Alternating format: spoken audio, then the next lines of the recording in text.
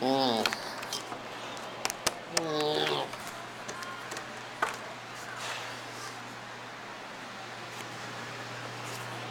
Shit. Fucking piece of shit. Ooh, but look at them. Dude. Hello again.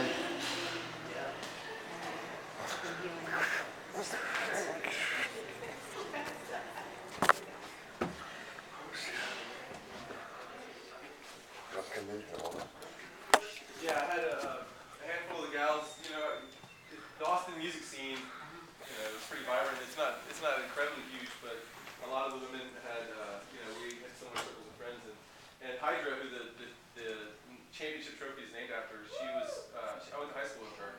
She's a badass too. So, and in part, has a lot to do with why I started filming, because Dan had come and gone before we filmed anything, and so the reputation for Derby, or this harebrained idea, was in the gutter basically. No one took it seriously at all.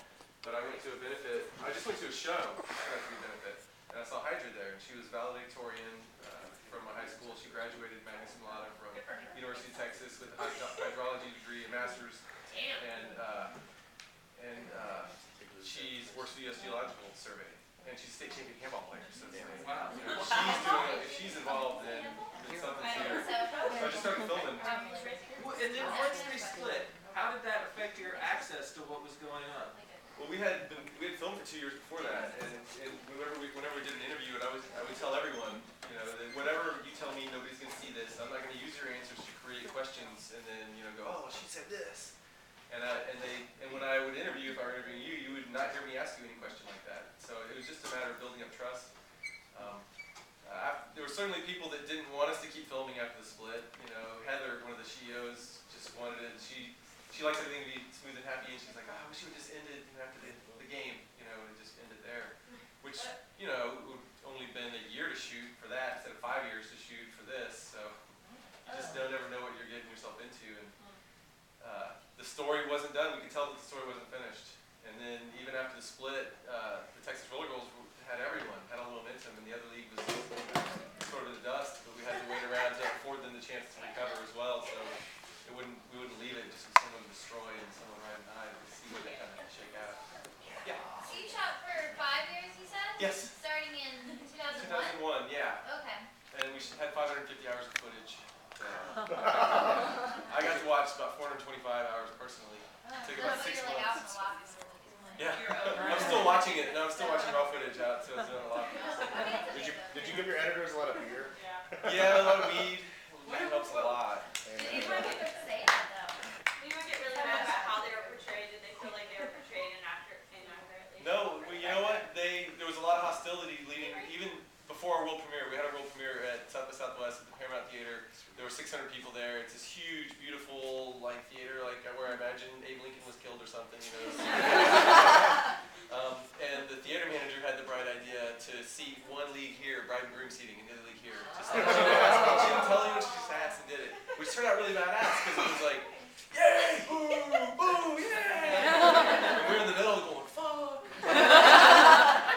But afterwards, we had a party at Emo's, which is where we first started filming, or first started the project, and everyone got together, and it was a hug fest. That was the first time that both leagues had been together, and I think in part they saw that their opposition, if you'd call it that, wasn't out to destroy them. That wasn't their motives. That everyone in each camp had the motive of protecting the integrity of their organization and what they thought was important, and the same here.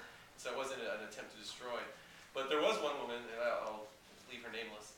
She came up to me and said, I didn't realize I was such a bitch. And she was crying. I was like, oh, fuck. I'm not going to say it. It's surprising when people guess that. But I said, He didn't deny it. I asked her, I said, do you think I misrepresented you or portrayed you in a way that was unfair? And she kind of looked up and thought, just like, no. I just didn't realize I was such a bitch.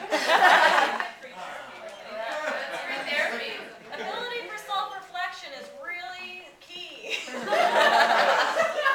Really important And then when aspect. you see a lot, if I were to see myself up there, I'd go nuts. I'd freak out. I couldn't handle it. So I think a lot of times people don't realize how they present themselves until they see it like that. Most people don't get to see that.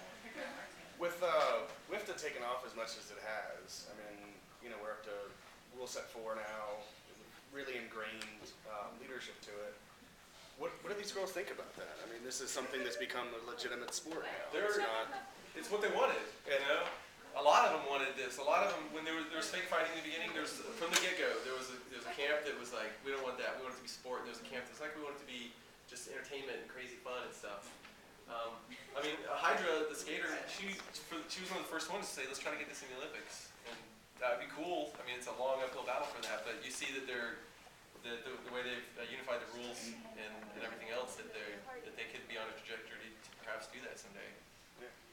There's still camps. There's the Old School Derby Association, and I think that they sort of embrace that. There's still camps that want that. There's one in Orlando. Yeah, we have one in Florida. But 90-something% of them are whooped up. Just straight No, sport. they don't do fake fighting to their belt. There's lots of different rules. I noticed that a lot of your film was about like the personal relationships between the girls versus them actually on the track.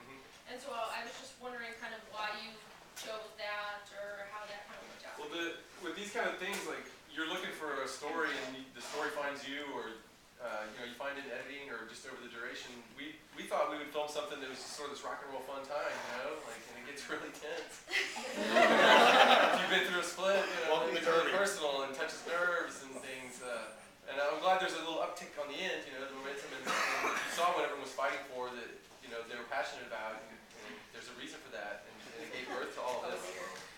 But yeah, there was actually a walkout in the first year that was very reminiscent of the larger walkout. It was ultimately too redundant for the movie, so we just sort of didn't focus on that. That's the other thing too, is you film a bunch of stuff, you could make 20 different movies out of everything that we filmed.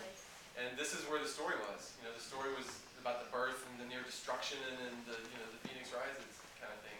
I do regret, however, that the games themselves don't play a more important role. I would like that to have been the case, and in our original incarnation of it, it would have been more sports oriented, where the season itself had a factor in. But you know, you just got to choose your battles, and we edited it for 2 years, and you're just like, there's a saying that goes, you're never finished with the film, you just abandon it. You just work on it, you're like, that's good enough.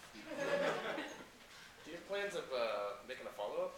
Like, I don't have plans on it, but I mean, it seems like right now would be a really right time. yeah. I don't know. You know what? There was a point where the first thing I would say was fuck no. Some time has passed, so you know. I mean, how many leagues do we have in America now? There's like 550 globally now. Yeah. From the last time I saw it right there. Well, or Canada. Canadian representative here, we have to be fair to. Yes. When did they take it more serious and they stopped the spinning wheel and all that stuff? When? Yes, I mean, Well, they had a spinning wheel yeah. at the beginning and all that. Some people, there was No.